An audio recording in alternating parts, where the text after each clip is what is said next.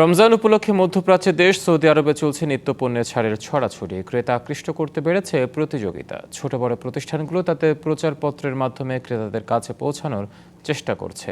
প্রবাসী বাংলাদেশের এসব প্রতিষ্ঠানে ভিড় করছেন, মেতেছেন কেনাকাটায়। মরুর দেশ সৌদি আরবে রমজান উপলক্ষে নিত্যপণ্যে ছাড়ের হিড়িক পড়েছে। সুপারমার্কেট ও হাইপার মার্কেটে বেড়েছে ক্রেতাদের ভিড়, পাশাপাশি বাংলাদেশি ছোট বড় সুপার শপেও ভিড়। দেশটিতে বর্তমানে বৈধ অবৈধ মিলে 40 লাখের বেশি প্রবাসী বাংলাদেশের বসবাস।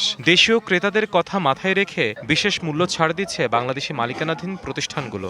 আমাদের দোকানের সবকিছুর মধ্যে ভালো আছে, ডিসকাউন্টও আছে। বাংলাদেশে কাজ করে সবাই আসবেন, ডিসকাউন্ট পাইবেন। এসব প্রতিষ্ঠানে বেড়েছে পাঞ্জাবি, তাসবি, টুপি, মাছ, মাংস ও নিত্যপণ্যের ছাড়, যা পেয়ে সন্তুষ্ট ক্রেতারা। রমজান আইলে এই দেশের যত সুপার মার্কেটগুলো আছে এগুলো সব 50 টাকার মাল 25 টাকা দেয়, 100 টাকার মাল 50 টাকা দেয়।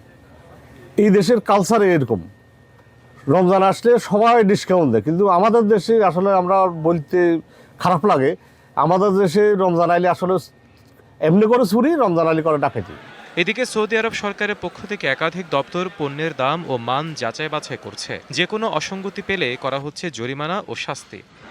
নায়াসিনামাইড ও স্যালিসাইলিক সমৃদ্ধ লিলি ফেস ওয়াশ যা ফেসের ডেড স্কিন সেল দূর করে দেয় দ্বিগুণ ফাস্টার ব্রাইটেনিং। প্রবাসীরা বলছেন, বাংলাদেশের যে কোনো উৎসবে বাজারে সবকিছুর মজুদ থাকা সত্ত্বেও কৃত্রিম সংকট দেখিয়ে বাড়ানো হয় দাম। তার সম্পূর্ণ বিপরীত সৌদি আরব। পবিত্র মাহে রমজান উপলক্ষে আমার দোকানে সব ধরনের খেজুরের মধ্যে 20%, 25% ডিসকাউন্ট আছে।